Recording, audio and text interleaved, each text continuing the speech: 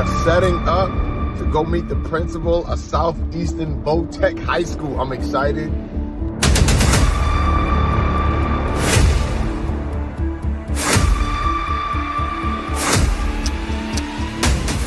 Hi, I'm Wesley Wackuser. I have been at Southeastern now for 17 years and I'm proud of my hidden gem. Hidden gem. I love that. And when did you become principal? I became principal in 2019, but prior to that, I was vocational director for 12 years. Oh, at this location? At this location. Wow. So 5 years, though, you've been the leader of this school. Yes. I came in right before COVID. Wow. And you were already here, though, but you came in as that leader. Yeah. And what motivated you to make that step to decide this made sense for your next chapter in your journey? To become principal? Yeah. Well, I saw that we were doing some good things, but I felt that we could do a few things better. And, you know, where I was in charge of the vocational element in the house, I knew we had got that right. But I had some grandiose plans of really blending academics with vocational programs so that our students didn't see them as two separate entities. So are you referring to like the shop week and then the educational week? Yeah, well, you know, again, we have to do that because our students get the same academics that they would get in any other school, but Traditional high school, but the kids kind of saw academics as being one unit and vocational being another. So, you know, I really wanted to be able to explore some options where we could blend both of them. The unfortunate thing was, you know, taking on a new role, it was a big learning curve. And, you know, no one expected us to close down for a pandemic. And it kind of, with our students having such gaps in learning coming from 9 different towns, like the learning gaps were a little wide. They were exposed, basically. Right. So the last couple of years, obviously, we've been running in that mode of making sure that our kids, all those gaps were filled and closed as soon as possible, while making sure our kids were okay. Yeah. Right? There was a lot that transpired when they were away from us. To be there, and that's a whole different time and topic. I definitely I think we'll dive into. So pulling back for a second, right? Prior to you taking on this leadership role, being the leader and commander of the ship, what were the gaps that you felt were not fully being taken advantage of?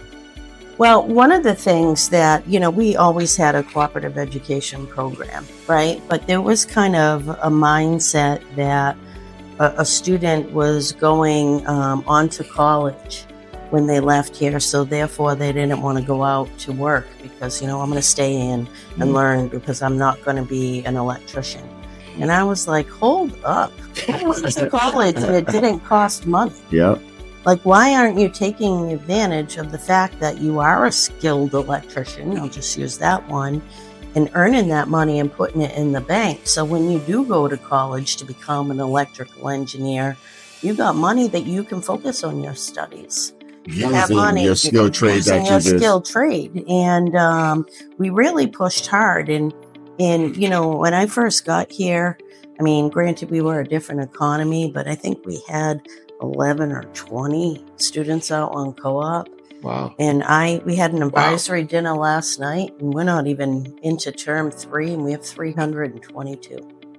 Our kids are making a lot of money. And but, you know, going to work teaches them, you know, hey, I don't want to do this the rest of my life. I would rather that they take that step while they're in high school to make a decision on, I don't want to pull wire. I don't want to work with hands-on with the patient.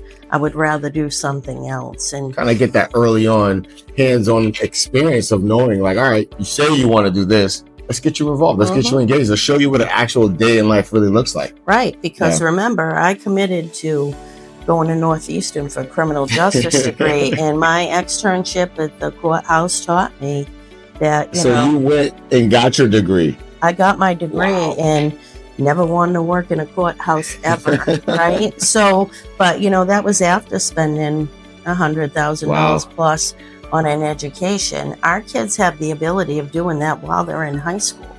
And, you know, for a lot of our families too, that that ability for the child to earn some additional income takes a lot of stress off.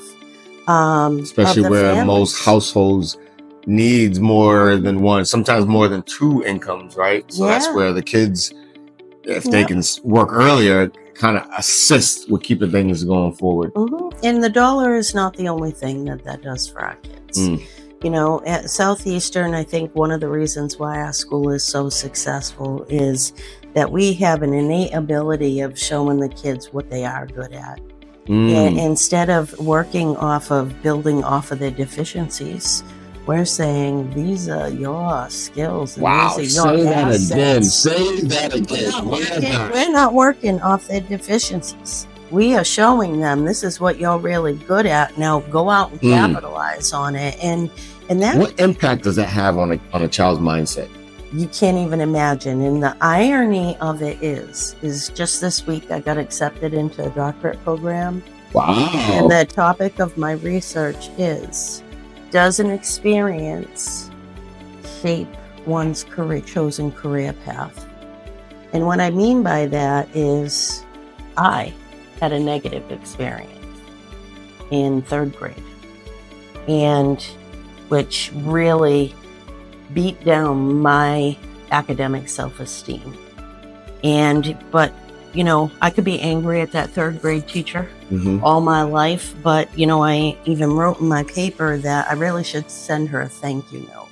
Because what I realize is that's why I'm driven to education, because under my watch, no one is going to make a child feel less than. They're going to tell them what they are capable of.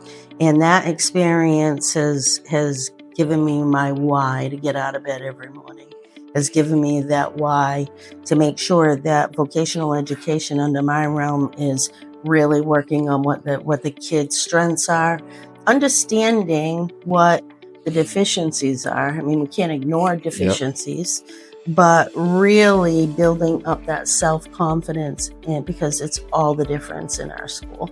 It's all the difference in anyone's life. When you have self-confidence and you really passionately believe in who you are and what you're capable of, the possibilities are endless.